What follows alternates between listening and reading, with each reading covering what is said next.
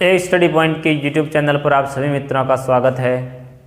हम इस YouTube video श्रृंखला के अंदर उत्सर्जन तंत्र के बारे में बात कर रहे थे। हमने उत्सर्जन से संबंधित कुछ इधर उधर की बातें की थी। इसके बाद में अपन मानव के अंदर उत्सर्जन की क्रिया है वो अपन शुरू किए थे। मैंने कहा था कि मानव के अंदर मुख्य रूप से दो प्रकार के उत्सर्जी अंग पाए जाते हैं। एक तो मुख्य उत्सर्जी अंग पाया जाता है और एक सहायक उत्सर्जी अंग पाए जाते हैं। बात करते हैं वापस एक बार मानव के अंदर उत्सर्जन तंत्र की। मैंने कहा था कि मानव के अंदर मुख्य रूप से दो प्रकार के उत्सर्जी अंग पाए जाते हैं। पहला है मुख्य उत्सर्जी अंग। मुख्य उत्सर्जी अंग हमारे शरीर का जो मुख्य उत्सर्जी अंग है वो क्या है? वृक्क है। क्या है? वृक्क या किडनी बोलते हैं इसको। और दूसरा है सहायक उत्सर्जी अंग। सहायक उत्सर्जी अंग के बारे में अपने बताया था कि ये सहायक इसलिए है क्योंकि ये वृक्क की क्या करते हैं? सहायता करते हैं। वृक्क मुख्य उत्सर्जी अंग इसलिए है क्योंकि ये हमारे शरीर के अंदर अपशिष्ट पदार्थों के शरीर को बाहर निकालने के लिए काम करता है, इसलिए ये मुख्य उत्सर्जी अंग है। और बाहर निकालने में इसकी सहायता कौन करते हैं? ये अंग जो बात कर रहे हैं अपन। पहला है ये वृक्क से निकलती है छोटी छोटी नलिकाएं जिसको बोलते हैं मूत्रवाहिनी। इसके बाद मूत्रवाहिनी खुलती है मूत्राशय के अंदर। किसमें? मूत्राशय। और ये मूत्राशय खुलता है मूत्र मार्ग में। ठीक है, ये तीन इसके क्या है? सहायक अंग है। कल अपने फोटो भी बनाया था और फोटो के अंदर अपने वो बना करके सीखे थे कि किस प्रकार से वो काम करते हैं। ठीक है, अब अपन बात करेंगे सबसे पहले मुख्य उत्सर्जी अंग की। वो है अपना वृक्क। कौन सा है? वृक्क। इसको बोलते हैं किडनी। वृक्क के बारे में पढ़ते हैं। आपको बोर्ड में चित्र दिखाई दे रहा है, ये वृक्क का चित्र है। क्या है? वृक्क का चित्र है, किडनी का चित्र है। मुख्य उत्सर्जी अंग है, वृक्क के रूप में काम करता है। वृक्क की बात करें अपन तो ये वृक्क सबसे पहले स्थिति की बात करें, कहाँ स्थित होता है? ये वृक्क हमारी उदर गुहा के पृष्ठ भाग में स्थित होता है। कहाँ? उदर गुहा। इसके पृष्ठ भाग में पीछे की ओर ये जो मेरुदंड है, इस मेरुदंड के दोनों ओर पृष्ठ सतह पर स्थित होता है। तो अपन लिख सकते हैं उदर गुहा के नीचे के पृष्ठ भाग में मेरुदंड के दोनों ओर स्थित होता है। यानी कि किडनी कितनी होती है हमारे शरीर के अंदर? दो होती संख्या में, और दोनों ही एक इधर और एक इधर होती है। दोनों और ये होती है। ठीक है, इसके अलावा रंग की बात करें, ये इसका रंग होता है वो रेडिश ब्राउन होता है। मतलब कि ब्राउन, लाल रंग का ब्राउन इस टाइप का दिखाई देता है। रेडिश ब्राउन कलर की बात करें तो रेडिश ब्राउन, लाल भूरा। ठीक है, अपन आकार की बात करें, आकृति की बात करें पहले। आकृति ये सेम के बीज की आकृति का होता है। सेम का बीज होता है, सेम के बीज की आकृति का। अपन आकार की बात करें, आकार इसका लंबाई की बात करें तो लगभग 10 से 12 सेंटीमीटर होता है। चौड़ाई की बात करें तो लगभग 6 सेंटीमीटर चौड़ा होता है। और मोटाई की अपन बात करें तो लगभग 2 से 3, 2.5 से 3 या 2 से 2.5 के आसपास ये होता है। ठीक है, इतना इसका है वो आकार होता है। ठीक है, अब अपन बात करते हैं, इधर ही पढ़ लेते हैं, ऊपर से मिटा देते हैं।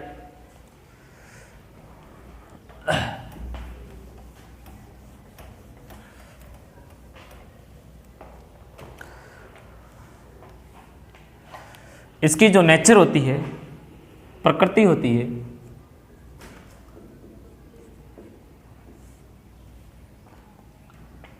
इसको प्रकृति पढ़ने से पहले अपन बताना चाहते हैं कि इसके ऊपर दोहरी झिल्ली युक्त क्या पाया जाता है, आवरण पाया जाता है, और इस आवरण को बोलते हैं पेरिटोनियम। क्या बोलते हैं, या इसको बोलते हैं वृक्कावरण। इस पर सुरक्षात्मक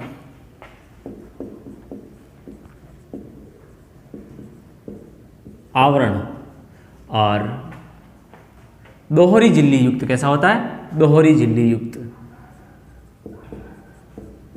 दोहरी झिल्ली युक्त। टेढ़ा चल गया है, कोई बात नहीं। और जिसको कहते हैं पेरिटोनियम, हिंदी में बोलते हैं वृक्कावरण। प्रकृति की अपन बात कर रहे हैं, नेचर की बात करें तो ये रिट्रोपेरिटोनियल होता है। क्या होता है, रिट्रोपेरिटोनियल।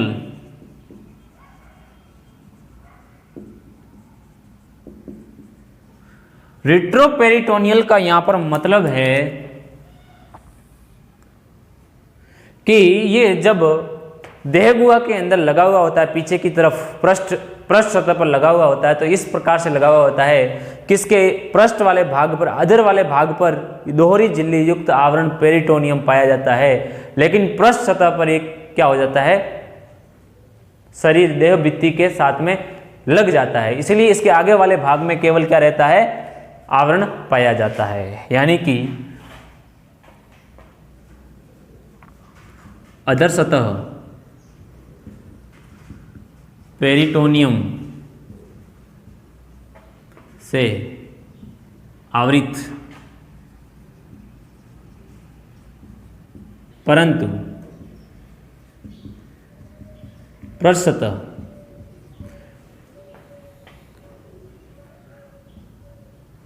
पृष्ठ देहगुहा या देह भित्ति से जुड़ी होती है। यानी कि पृष्ठीय देह भित्ति के अंदर ये पेरिटोनियम आवरण नहीं पाया जाता है, जुड़ी होती है। ठीक है, ये चीज आप है वो ध्यान रखोगे। कैसी प्रकृति, नेचर है, रिट्रोपेरिटोनियल नेचर पाई जाती है। ठीक है,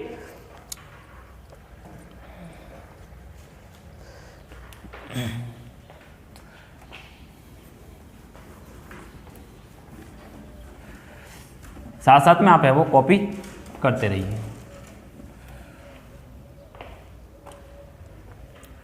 अब सरफेस की बात करें, लेटरल सरफेस होती है। सरफेस की अपन बात करें, लेटरल सरफेस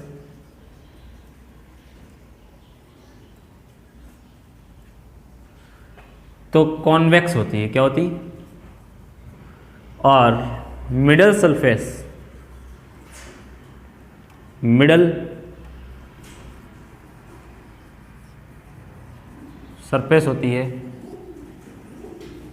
कॉनकेव होती है। हमने ये कहा है कि इसकी लेटरल सरफेस यानी बाहरी ये सतह होती है, ये कैसी है, उत्तल है। क्या है, उत्तल है। और अंदर वाली जो सतह आपको दिखाई दे रही है अंदर की तरफ, ये क्या है, अवतल है। क्या है, अवतल सरफेस है। मिडल सरफेस के अंदर पीछे की तरफ छोटे छोटे आपको प्रवर्ध दिखाई दे रहे हैं, और ये प्रवर्ध किस में खुलते हैं, हाइलम के अंदर खुलते हैं। ये खांच है, खांच नुमा संरचना आपको दिखाई दे रही है, खांच दिखाई दे रही है। इस खांच से क्या निकलता है, हाइलम या हाइलस बोलते हैं इसको। मिडल सरफेस के पृष्ठभाग में एक पतली खांचनुमा संरचना होती है जिसे हाइलम या इसको बोलते हैं हाइलस, हाइलस कहते हैं। ये आपको संरचना दिखाई दे रही है बाहर की तरफ निकली हुई, ये क्या है? हाइलम है। क्या है? हाइलम। इस हाइलम में से कुछ नलिकाएं प्रवेश करती है और कुछ नलिकाएं बाहर निकलती है। तो अपन बात करेंगे प्रवेश करती है।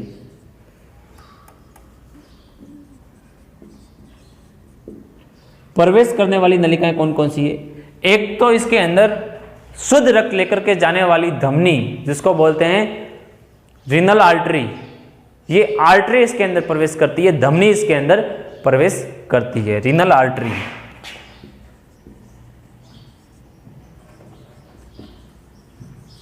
यानी कि वृक्कीय धमनी। क्या?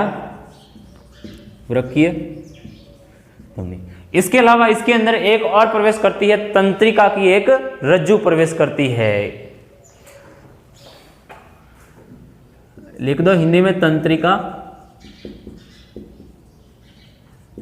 रज्जु, नर्व कॉर्ड। नर्व कॉर्ड एक है, इसके अंदर प्रवेश करती है। इसके अलावा इससे बाहर निकलती है, हाइलम में से बाहर निकलती है नलिका। एक तो यहां से जो मूत्र निर्मित हुआ है, उस मूत्र को मूत्राशय के अंदर लेकर के जाने वाली नलिका, मूत्रवाहिनी बाहर निकलती है। और एक इसकी आंतरिक दीवारों से अशुद्ध रक्त जो लेकर के आई है नलिका, कौन सी? वृक्कीय शिरा, ये यहां से बाहर निकलती है। दो नलिकाएं, एक तो मूत्रवाहिनी और एक वृक्कीय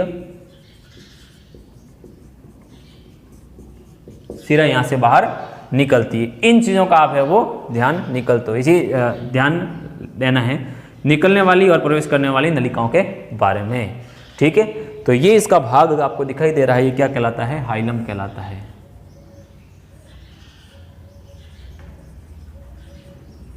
हाइलम। ठीक है, और ऊपर की तरफ आपको ये जो आवरण दिखाई दे रहा है, ये क्या है? पेरिटोनियम आवरण। ठीक है, अब देखो अपन आगे बढ़ते हैं।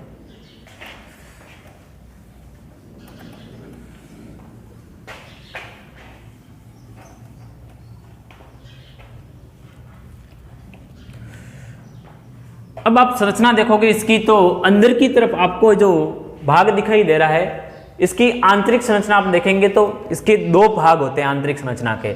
बाहर जो आपको ये दिखाई दे रहा है ऊतकों का बना हुआ होता है, ये होता है इसका कॉर्टेक्स भाग, रीनल कॉर्टेक्स बोलते हैं इसको। क्या कहते हैं? Renal cortex. और ये वाला भाग जिसके अंदर आपको प्रोजेक्शन दिखाई दे रहे हैं, ये वाला भाग कहलाता है मेंड्यूला, रीनल मेंड्यूला।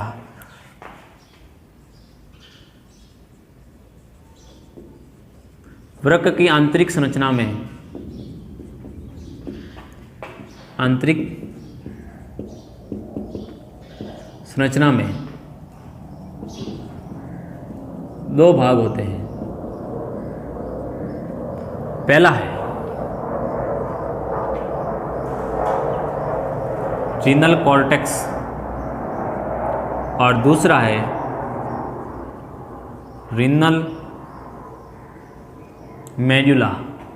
आज जो रीनल कॉर्टेक्स है और रीनल मेंड्यूला है, ये दोनों अलग अलग तरीके से आपको दिखाई दे रहे हैं। ये जो आपको खाली जगह दिखाई दे रही है, ये रीनल कॉर्टेक्स वाली है, और अंदर जो प्रोजेक्शन आपको दिखाई दे रही है, ये मेंडुला वाली जगह है। ठीक है, रीनल मेंडुला की बात करें तो इस रीनल मेंडुला के अंदर ये तो संयोजी ऊतकों का बना होता है। ठीक है, संयोजी ऊतकों से निर्मित, और ये ढीले संयोजी ऊतकों से निर्मित होती है।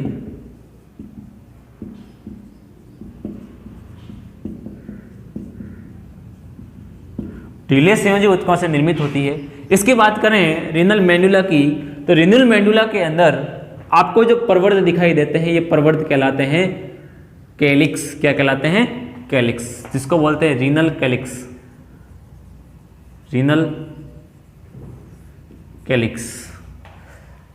ये जो रीनल कैलिक्स है ये हाइलम के आगे वाले प्रवर्ध है, आगे ये जाकर के रीनल कैलिक्स के अंदर फैल जाता है, अंगुली नुमा प्रवर्ध के रूप में ये फैल जाता है। तो आप लिख सकते हो कि रीनल मेंडुला में, ये मिटा देता हूं मैं, ठीक है।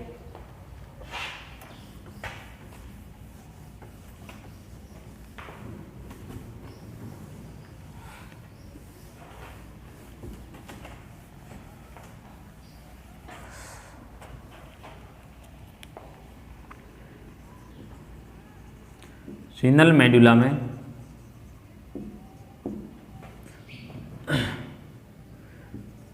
प्रवर्धनुमा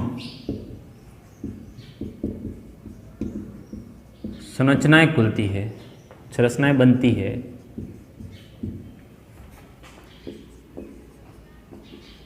जिन्हें क्या कहते हैं, रीनल कैलिक्स कहते हैं, जिन्हें रीनल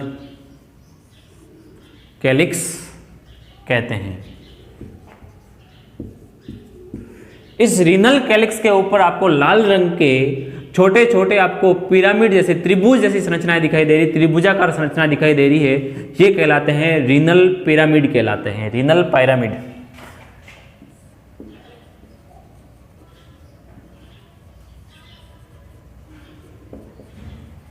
रीनल पिरामिड्स कहलाती है। रीनल कैलिक्स के अग्र सतह पर रीनल पिरामिड पाए जाते हैं।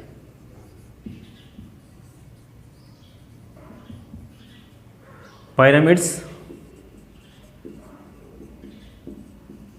पाए जाते हैं, ठीक है। ये रीनल पिरामिड्स होते हैं, ये छोटे छोटे आपको खंड दिखाई देते हैं, संख्या में ये होते हैं लगभग 12 से 15। कितने होते हैं संख्या में? 10 से 12 भी हो सकते हैं, अलग अलग होते हैं। 12 से लगभग 15 होते हैं। कितने? 12 से 15, ठीक है। इसकी संख्या है वो आप याद रखोगे। इसके अलावा इस रीनल कॉर्टेक्स के अंदर आपको ये जो स्तंभ दिखाई दे रहे हैं अंदर की तरफ, ये जो रीनल कॉर्टेक्स में पाए जाते हैं, अंदर की तरफ जो स्तंभ पाए जाते हैं, ये अंदर वाले स्तंभ कहलाते हैं बर्तीनी के स्तंभ। क्या पाए जाते हैं? बर्तीनी के स्तंभ। मैं एक लिख देता हूं नाम इसका,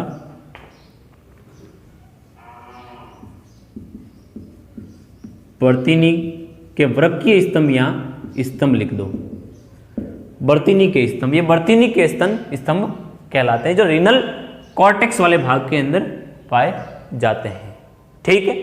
इसके अलावा ये जो रीनल कैलिक्स होता है, ये रीनल कैलिक्स जो प्रवर्धनुमा संरचनाएं होती है, ये रीनल पेल्विस में खुलते हैं। किस में खुलते हैं? ये वाला आपको जो भाग दिखाई दे रहा है ये रीनल पेल्विस है। क्या है? Renal pelvis. देख सकते हो आपकी रीनल कैलिक्स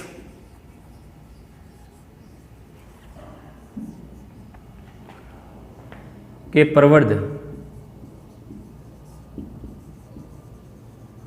रीनल पेल्विस में खुलते हैं और यही रीनल पेल्विस होता है वो आगे वृक्कीय अपने मूत्रवाहिनी के अंदर खुलता है, ठीक है। इसको रीनल कैलिक्स के आगे वाला भाग जो प्रवर्धनुमा संरचना होती है, ये वृक्कीय अंकुर कहलाते हैं, ठीक। इस प्रकार की संरचना किडनी की होती है। ये जो संरचना आपको दिखाई दे रही है, जो अपने बोर्ड पे बनाई है, लिखी है, ये किडनी की संरचना है इस प्रकार से, ठीक है। आप इसको एक बार बना लीजिए, फिर आगे है वो अपन बात स्टार्ट करते हैं, ठीक है।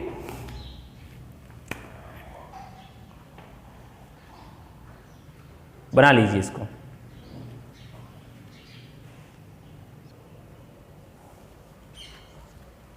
अब अपन बात करते हैं वृक्क की क्रियात्मक और संरचनात्मक इकाई की। वृक्क की क्रियात्मक और संरचनात्मक इकाई कौन है? नेफ्रॉन। बहुत सुंदर, बहुत सुंदर।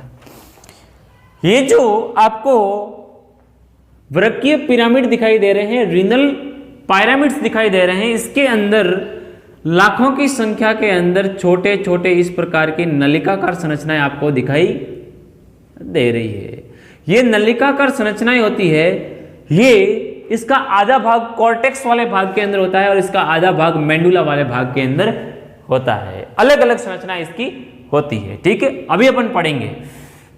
देखो, क्रियात्मक और संरचनात्मक इकाई है जिसको अपन कहते हैं नेफ्रॉन।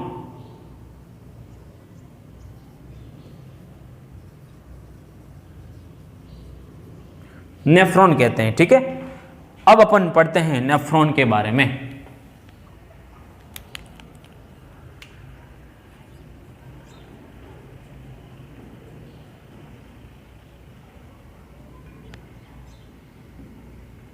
नेफ्रॉन, ठीक है।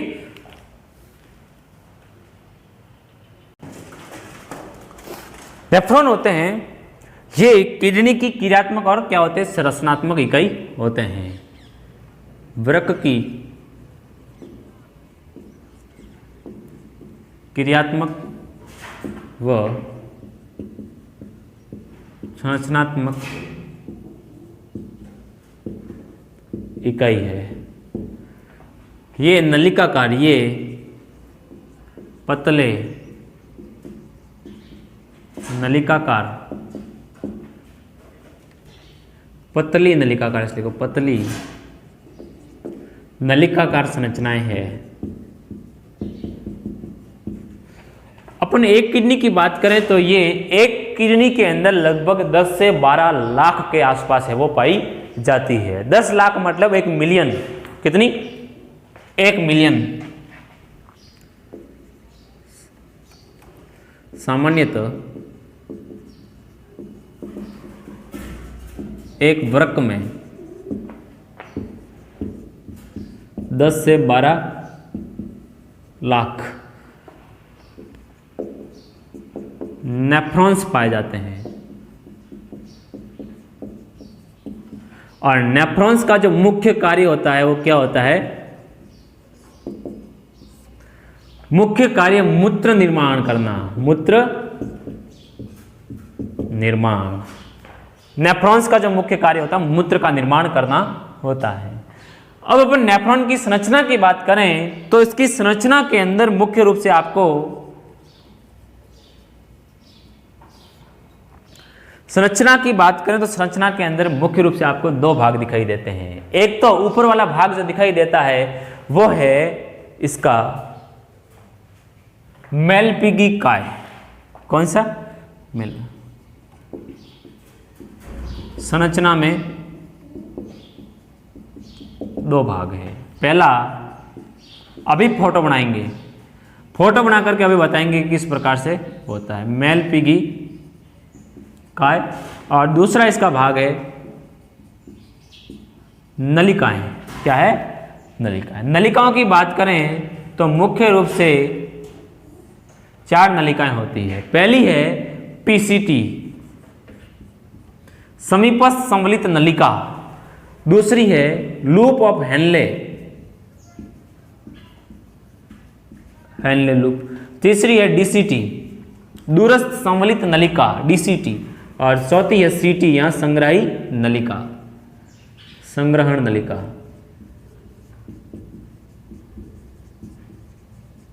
संग्रहण नलिका। चित्र बना करके समझते हैं किस प्रकार से है ये होता है। ठीक है, ये मिटा रहा हूं मैं।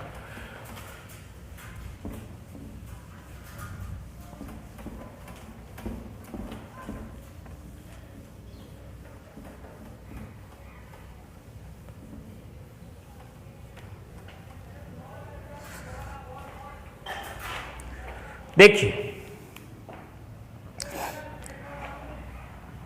ये जो वृक्कीय नलिका होती है, मेलपिगी नलिकाएं होती है और वृक्कीय नलिकाएं होती है, वो किस प्रकार से संरचना इसकी बनी होती है उसके बारे में अपन पढ़ते हैं। ठीक है,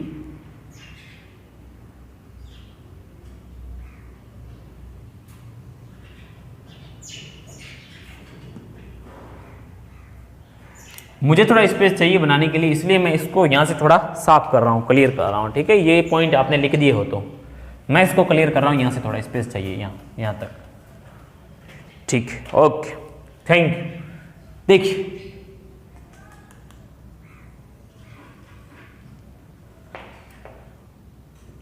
सबसे पहले है वो मेलपिगी काय है, क्या है, मेलपिगी काय है। ये जो मेलपिगी काय होता है इसके भी कितने भाग है, 2 भाग है। एक तो होता है ग्लोमेरुलस और दूसरा होता है बोमेन संपुट। क्या होता है, ग्लोमेरुलस और बोमेन संपुट। इसका भाग लिख देना, एक तो ग्लोमेरुलस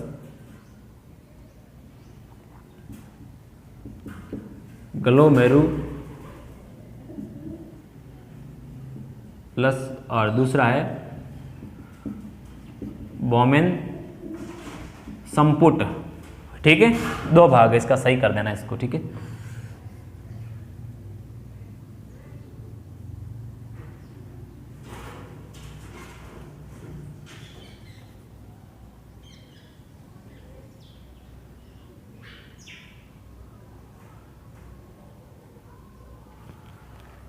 यह है बोमेन संपुट,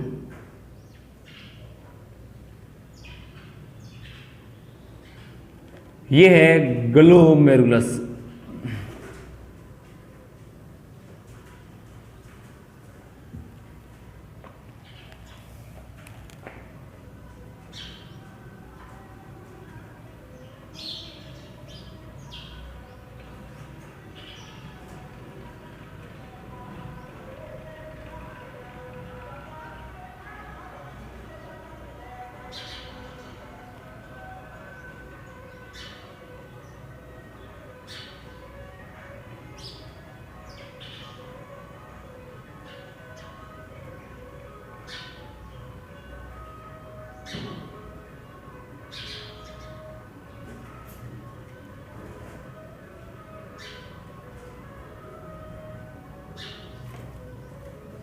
इस प्रकार से ये जो आपको 2 संरचनाएं देखने को मिल रही है, ये इसमें से नीचे वाली जो आपको संरचना दिखाई दे रही है ये है बोमेन संपुट। क्या है, बोमेन संपुट।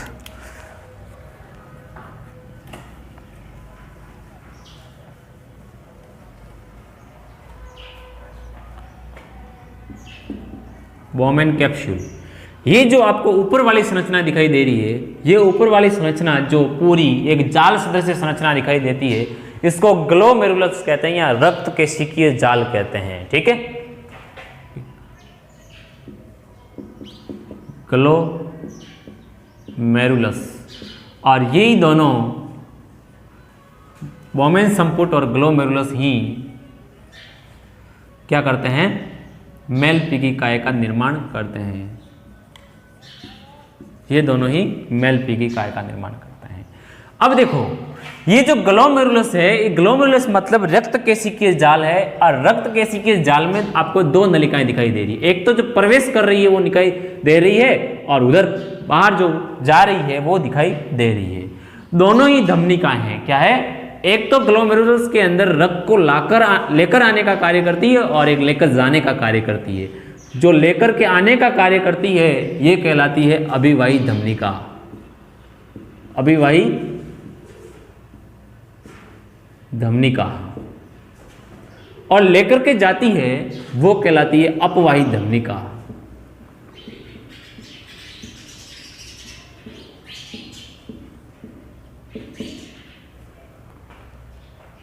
ठीक है, अपवाही और अभिवाही।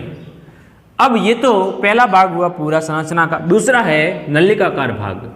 ये ग्लोमेरुलस और ग्लोमेरुलस के नीचे बोमेन संपुट, और बोमेन संपुट के नीचे जो कुंडलित नलिकाकार भाग होता है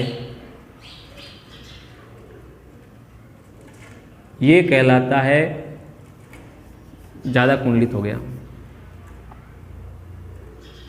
ये कहलाता है समीपस्थ संवलित नलिका कहलाती है। कुंडलित भाग है, अत्यधिक कुंडलित भाग है, और ये खुलती है आगे हेनले लूप में खुलती है। किसमें खुलती है, हेनले लूप में खुलती है। हेनले लूप होता है वो यू आकार की एक पतली लंबी नलिका है।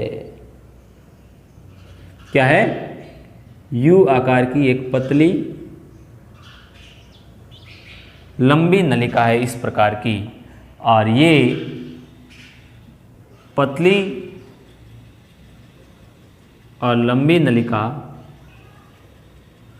इस प्रकार से बनी हुई होती है। आगे जाकर के ये एक नलिका के अंदर खुलता है। ये नलिका आपको दिखाई दे रही है कुंडलित नलिका, ये पीसीटी है। क्या है? पीसीटी है। और ये पीसीटी आगे जाकर के किस में खुलती है? सीटी में या संग्राही नलिका के अंदर खुलती है। ठीक है, ये संग्राही नलिका के अंदर आपको जो प्रोजेक्शन अलग अलग दिखाई दे रहे हैं, ये अलग अलग नेफ्रॉन्स के है वो प्रोजेक्शन होते हैं। क्या होते हैं?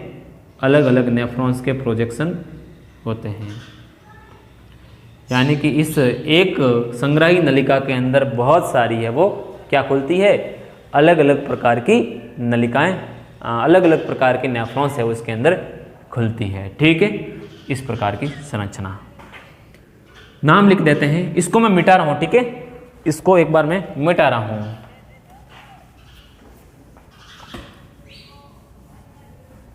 ताकि अपन को नेफ्रॉन की संरचना एकदम स्पष्ट दिखाई दे बोर्ड पे।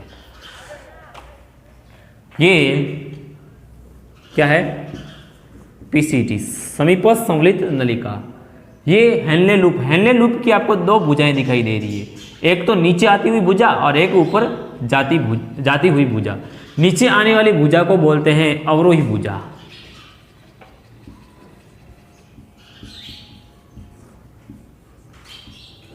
अवरोही भुजा, और ऊपर जा रही है वापस, ये कहलाती है आरोही भुजा।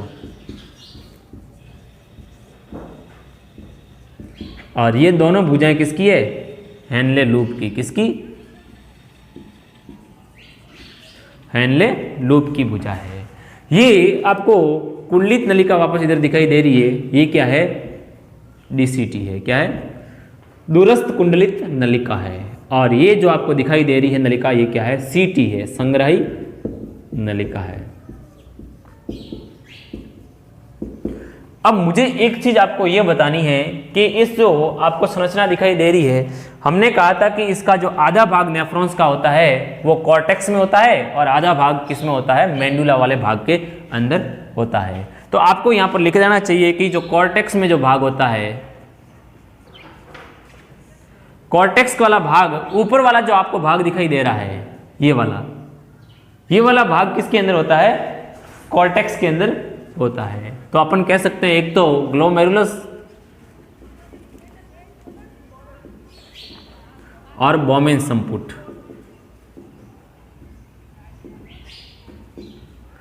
ये क्या होते हैं?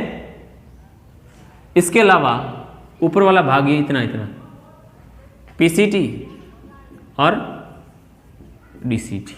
ये तो चारों के चारों भाग कहाँ होते हैं? कॉर्टेक्स में होते हैं। लेकिन मेंडुला की बात करें, मेंडुला के अंदर धंसे हुए भाग, एक नीचे वाली हेनले लूप और एक संग्राही नलिका। हेनले लूप व संग्राही नलिका, ये किस में होते हैं? मेंडुला वाले भाग के अंदर होते हैं।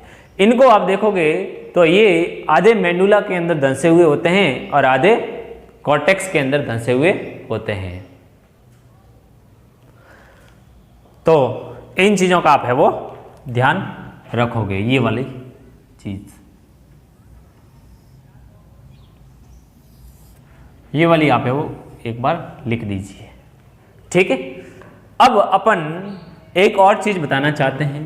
ये जो अपने नेफ्रॉन की संरचना पड़ी है, इस नेफ्रॉन की संरचना के अंदर जो अपवाही धमनी है, आगे जाकर के ये दो भागों के अंदर क्या हो जाती है? विभक्त हो जाती है। ये वापस यहाँ आकर के क्या करती है? इसके ऊपर लिपट जाती है। किसके ऊपर? पूरी नलिकाओं के ऊपर है वो लिपट करके एक संरचना का निर्माण करती है, जिसको कहते हैं वासा रेक्टा।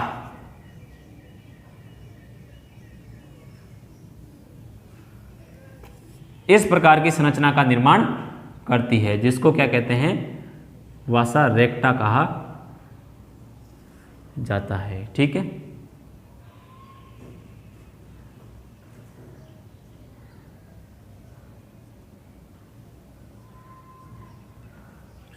ये वासा रेक्टा मूत्र निर्माण की प्रक्रिया में पुनरावशोषण के अंदर प्रमुख भूमिका निभाती है।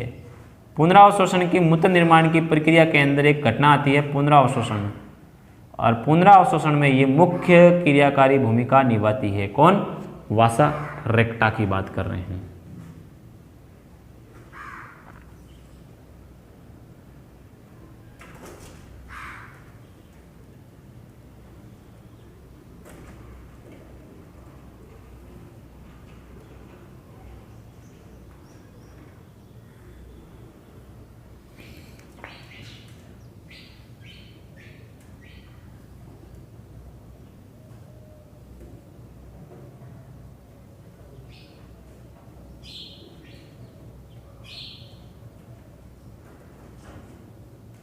इस प्रकार की नलिकाओं का पूरा इसके ऊपर क्या रहता है, जाल बना हुआ रहता है। पूरी एक नलिका का यहां पर निर्माण होता है, इसको बोलते हैं वासा रेक्टा।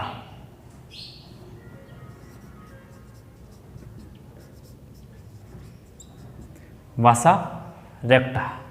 ठीक है, तो इस प्रकार की संरचना पूरी क्या आती है, नेफ्रॉन की बनी हुई होती है, और यही नेफ्रॉन मूत्र निर्माण की क्रियाविधि में मुख्य कार्यकारी भूमिका निभाता है। ठीक है, तो आप इसको एक बार बना लीजिए, फिर उसकी औतिकी के बारे में पढ़ते हैं। इसके बारे में एक एक चीज को है वो पढ़ने की कोशिश करते हैं। ठीक है, मैं इसको यहां से मिटा रहा हूं। ठीक है,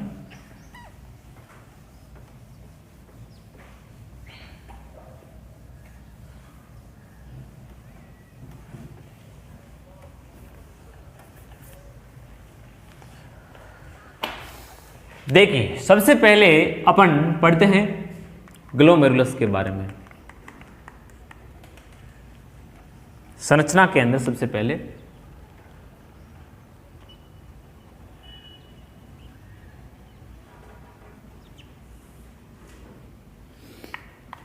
ये जो ग्लोमेरुलस होता है, ये अपवाही धमनिका के प्रवेश करने से बनता है, यानी कि ये रक्त केशिकाओं का एक सघन जाल है। क्या है?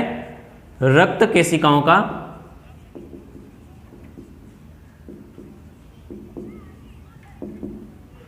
सघन जाल है, जो अभिवाही धमनी के या अभिवाही धमनिका के प्रवेश करने से निर्मित होता है या बनता है। ठीक है, अब इसकी संरचना में अपन देख रहे हैं कि छोटी छोटी नलिकाएं जाल है। इसकी जो दीवार होती है, आंतरिक दीवार क्या कहलाती है? एंडोथीलियम कहलाती है। क्या कहलाती है? इसकी आंतरिक सतह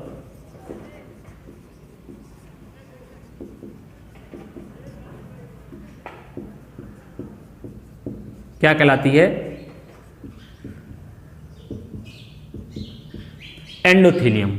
ये एंडोथीलियम होती है, ये सरल सल की उपकला ऊतक की बनी हुई होती है। सरल सल की उपकला ऊतक की बनी हुई होती है। ठीक है, एंडोथीलियम किसकी बनी होती है? इसकी सरल सल की उपकला ऊतक की बनी हुई होती है।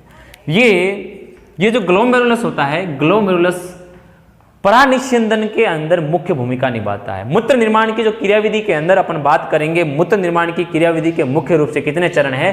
3 चरण है। सबसे पहला जो चरण है वो परानिस्यंदन है। क्या है? परानिस्यंदन। दूसरा है नलिकीय पुनरावशोषण, और तीसरा जो चरण है नलिकीय स्त्रवण है। तो जो पहला चरण है परानिस्यंदन, वो इस परानिस्यंदन की घटना के अंदर मुख्य क्रियाकारी भूमिका निभाने का काम कौन करता है? ये ग्लोमेरुलस कर रहा है। परानिस्यंदन में महत्वपूर्ण भूमिका निभाता है। इसके एंडोथीलियम की बात करें तो इस एंडोथीलियम के अंदर छोटे छोटे क्या पाए जाते हैं? छिद्र पाए जाते हैं। इन छिद्रों को कहते हैं फेनेस्ट्री। इसकी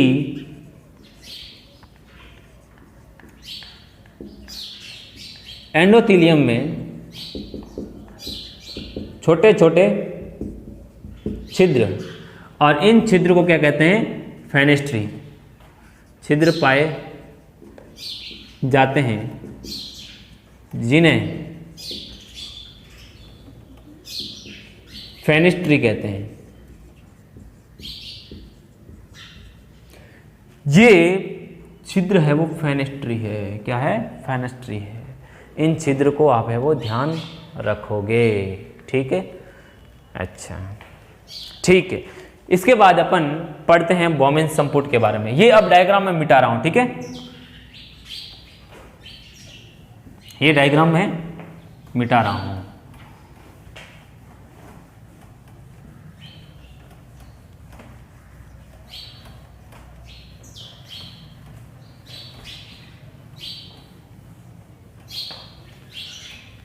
देखो, इसके बाद मेलपिकी में दूसरा जो पार्ट आता है वो है बोमेन संपुट। Bowman capsule. क्या है? Bowman capsule. ये बोमेन कैप्सूल है, ये एक कप सदृश संरचना जो नीचे दिखाई देती थी, वो कप सदृश संरचना क्या कहलाती है? बोमेन संपुट कहलाती है। कप सदृश संरचना है,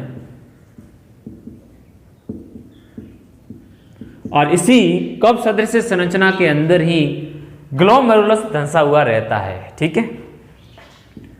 जिसमें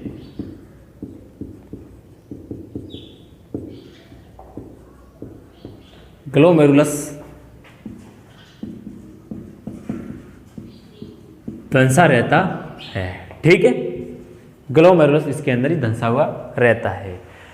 बोमेन संपुट की आप आंतरिक दीवार देखोगे तो आंतरिक जिसकी कोशिकाएं होती है वो सरल सल की उपकला ऊतक की बनी होती है। इसकी आंतरिक सतह सरल सल की उपकला ऊतक की बनी होती है।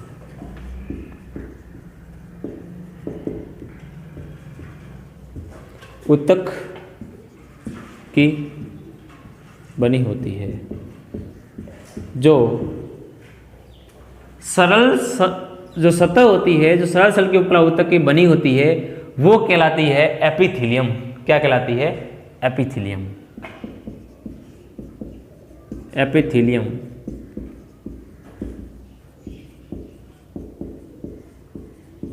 कहलाती है, ठीक है?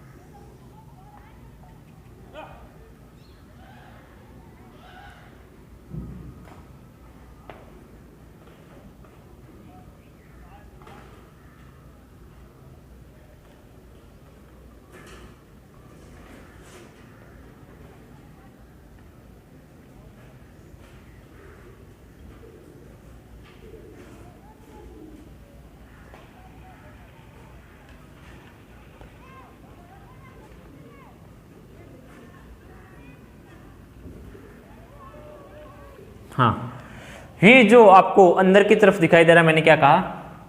ग्लोमेरुलस। यहाँ पर जो संरचनाएं आपको, ये वाली संरचना आपको दिखाई दे रही है, ये संरचना नीचे की तरफ ब्लैक कलर में, ये बोमेन संपुट की क्या है, एपिथेलियम है। क्या है? जो सरल सल की उपकला ऊतक की बनी होती है। बोमेन संपुट की आंतरिक गुहा के अंदर विशिष्ट प्रकार की कोशिकाओं के समूह पाए जाते हैं, जिसको कहते हैं पोडोसाइट कोशिका। क्या कहते हैं? पोडोसाइट कोशिका।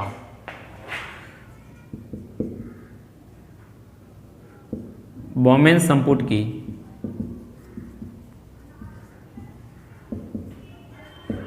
आंतरिक गुहा में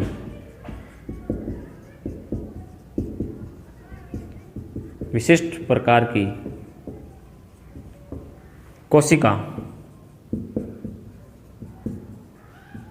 कोशिकाएं पाई जाती है,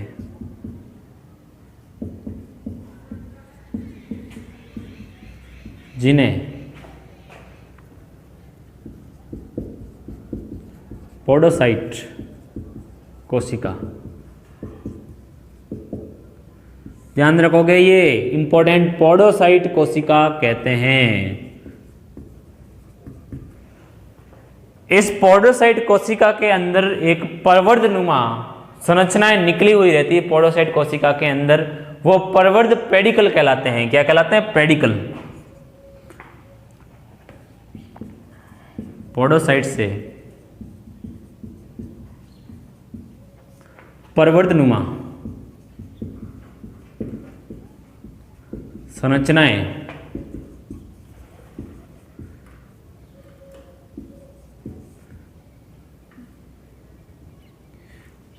निकली रहती है, जिन्हें पेडिकल कहते हैं। क्या कहते हैं? पेडिकल। ये पेडिकल होते हैं इस प्रकार से। आपको दिखाऊं मैं इसकी संरचना, तो आपको देखोगे तो इसकी संरचना के अंदर ये इस प्रकार के होते हैं।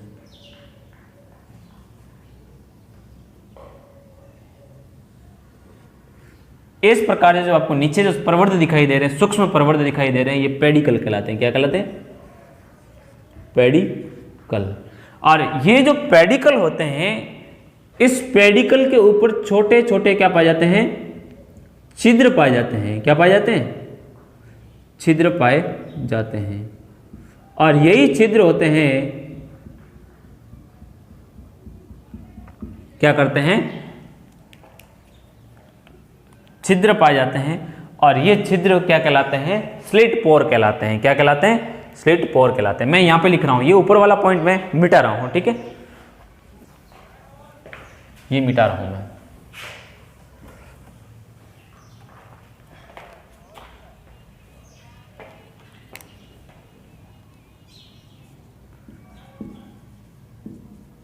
पेडिकल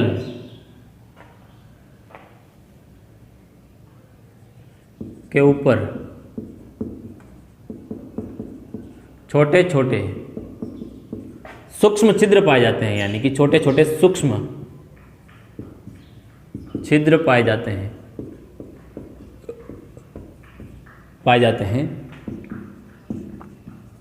जिन्हें स्लिट पोर कहते हैं।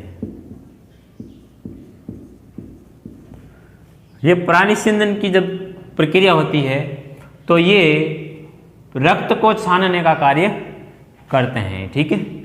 अब जो मैं कहना चाहता था, इस डायग्राम का जो मेरे बनाने का पर्पस था वो ये था कि यहाँ पर जो आपको दिखाई दे रही है, एक तो रक्त केशिकाओं की एंडोथीलियम, एक पोडोसाइट कोशिकाओं की एपिथीलियम, और इनके बीच में जो आपको खाली स्थान जगह टाइप दिखाई दे रही है, इसको बोलते हैं आधारी झिल्ली, बेस मेम्ब्रेन। बेस मेम्ब्रेन, ये तीनों मिलकर के विसरण झिल्ली का निर्माण करते हैं, ठीक है? तो यहां पर नोट डाल करके आप लिख दो,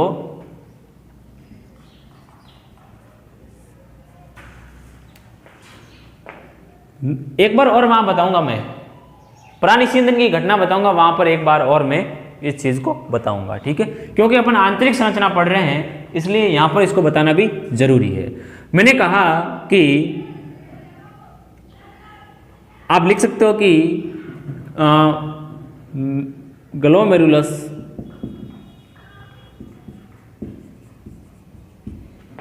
व बोमेन संपुट की सतह मिलकर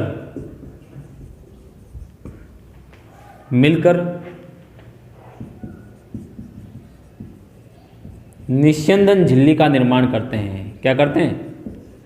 निस्यंदन झिल्ली का निर्माण करते हैं।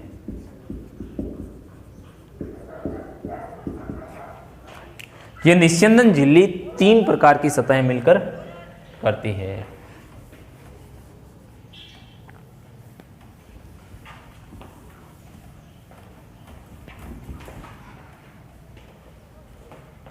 कौन कौन सी?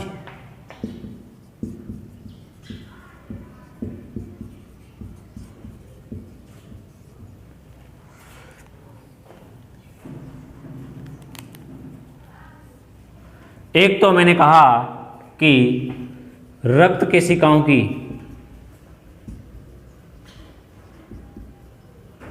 एंडोथीलियम। कौन? एंडोथीलियम। दूसरी मैंने कहा बोमेन संपुट की एपिथीलियम। और तीसरी मैंने क्या कहा? इनके बीच स्थित आधारी झिल्ली। कौन सी? बेस मेम्ब्रेन आधारी झिल्ली। ये तीनों मिलकर के इस निस्यंदन झिल्ली का निर्माण करते हैं और यही निस्यंदन झिल्ली होती है। इसी निस्यंदन झिल्ली के अंदर परानिस्यंदन की घटना इसी निस्यंदन झिल्ली के द्वारा होती है, जिससे ग्लोमेरुलर फिल्ट्रेट है वो छन करके इस बोमेन संपुट की गुहा के अंदर इकट्ठा हो जाता है। ये मूत्र निर्माण की प्रक्रिया के अंदर अपन पढ़ेंगे। इसको आप बना दीजिए, ठीक है।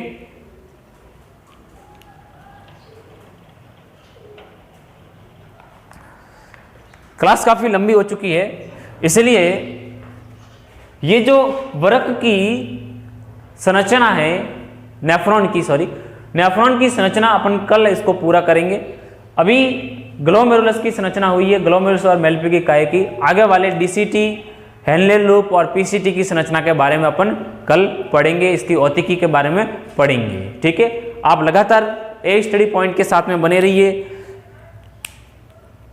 और बने रहने के लिए आप सभी मित्रों का हार्दिक अभिनंदन है। ऐसी आशा करते हैं कि लगातार आप इसके साथ में बने रहे हो और आगे भी बने रहोगे। ए स्टडी पॉइंट में बने रहने के लिए बहुत बहुत आभार, बहुत बहुत शुक्रिया। हंसते रहिए, मुस्कुराते रहिए और देखते रहिए ए स्टडी पॉइंट। Thank you.